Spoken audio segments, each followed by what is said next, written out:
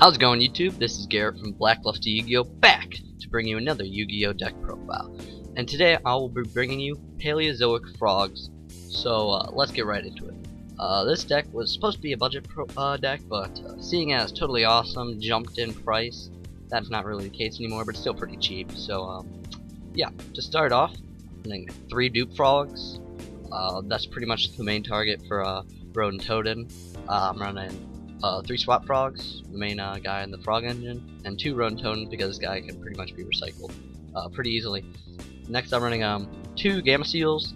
This guy is to help you get over any of your pesky opponents, monsters that you can't defeat normally. 1 max C just for the extra draw power. And then to get into the Paleozoics, I'm not even going to try to pronounce these guys because I can't. So I'm just going to use this guy as the draw power. You discard 1 Paleozoic and then draw 2. I run 3 because it allows you to get some of your trap cards in the grave, which is good, and draw on top of that. So yeah. Next I've got trap removal, spell and trap removal, which is pretty good because if you run into a trap heavy deck or in the mirror match or something like that, this could help you out. Next up I've got this card allows you to banish a monster on the field, one of your opponents, and it's pretty good because this deck doesn't have a whole lot of big beaters, so it helps you to remove from your opponent's monsters. Next up I've got your Book of Moon. This guy is pretty sweet because most monsters have less defense than they have attack, so this will help you get over those. This guy, I like him because, like I said, most of your monsters don't have huge attack, so he allows you to have your opponent's attack and defenses for 1 turn, and that allows me to go off from there.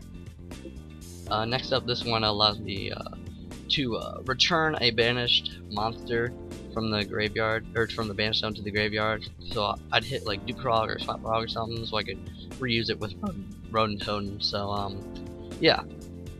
After that, I've got 3 reckless greeds, 2 Wabokus. The Wabokus are pretty much just for defense, just in case you don't have any monsters on the field, so it allows you to protect yourself for a couple of turns. Next up, I've also got a couple other defense cards, Mirror Force and Drowning Mirror Force.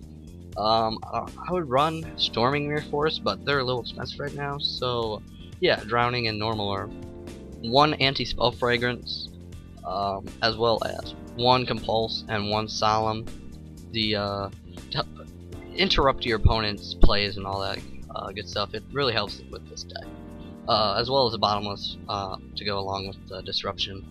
And lastly, I have 1 Upstart and 1 Moray of Greed. I'm debating running this card at 2, but I don't know yet, so maybe in the future I might run it higher, but for right now I'm running it at 1. For the extra deck, it's kind of fluid, but this is kind of what I feel is the best composition for an extra deck. I've got the 2 of the big Paleozoic XC monster, and 3 of the smaller one. The smaller one's better to make your plays work, but the bigger one is better for just going off and killing your opponent. Next up, I've got 2 Cat Sharks. This card is really great in this deck because it boosts up your monster's attacks and allows you to get over some of your opponent's bigger monsters. So next up, I've got 1 number 45, and this guy is pretty amazing, seeing as it allows you to target 1 other monster on the field and its effects are negated, which is pretty great in today's game. Next up, I've got 2 Utopic Futures. This card is also one of the best monster cards for damage in the deck because it can take your opponent's monsters and use it against them, and that's pretty amazing.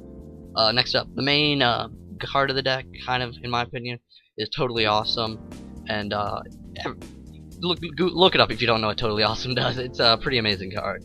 One of those because I'm trying to keep this deck kind of on the budget side.